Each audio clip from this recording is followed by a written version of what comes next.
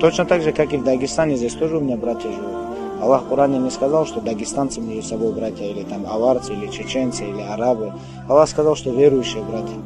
Так что я никак не обделяю моих, там, например, нигерийских или других, там, возьмем, там, африканских братьев. Они не обязательно должны быть там черные или белые. Какие-то вещи ты когда делаешь с искренним намерением получить довольство Аллаха, а не довольство людей, тогда Аллах тебе помогает во всем.